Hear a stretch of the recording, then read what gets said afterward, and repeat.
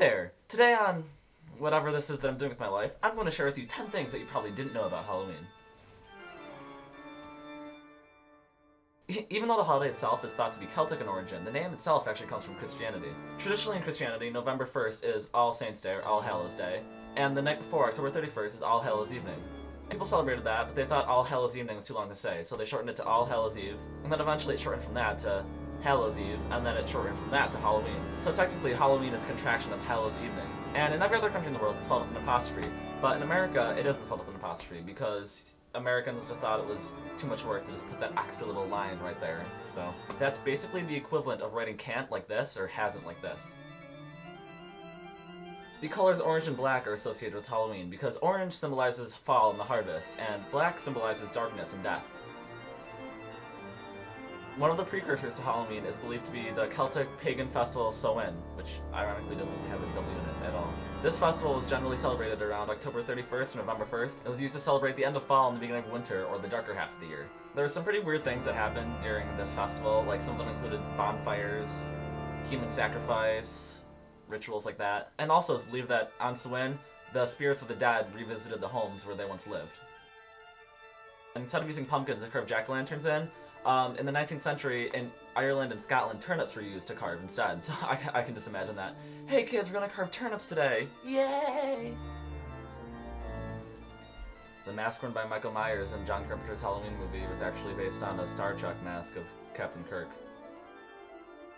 According to Irish legend, jack-o'-lanterns were named after a guy named Jack, who made several deals with the devil, and then because of this, he was denied entrance into heaven and hell, and so he was stuck to wander on Earth for all eternity.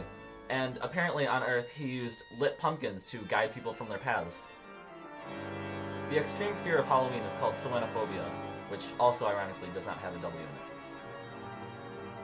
Halloween was not only influenced by Samhain and Celtic Ireland, but it was also influenced by the Roman festival Pomona, which is a festival of the harvest goddess. And a lot of Halloween customs and stuff they do now, like bobbing for apples and stuff that involves nuts, actually goes back to this festival of the harvest goddess.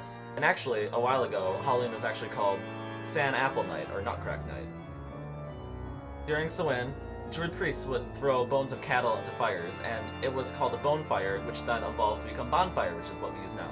Also during Samhain, some Druid priests would throw cats into bonfires, and cats actually played a large part in the Samhain ceremonies.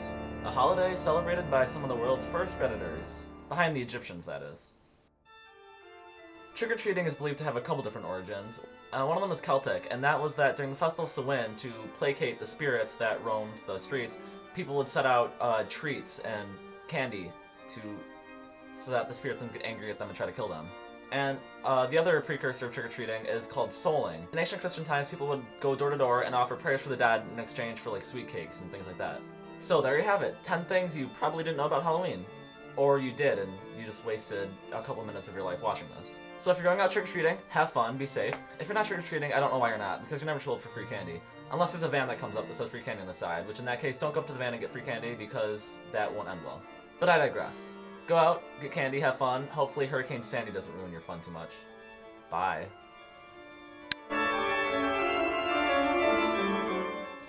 I was trying to think of a clever, witty way to end that, but I couldn't think of one. It's the after screen.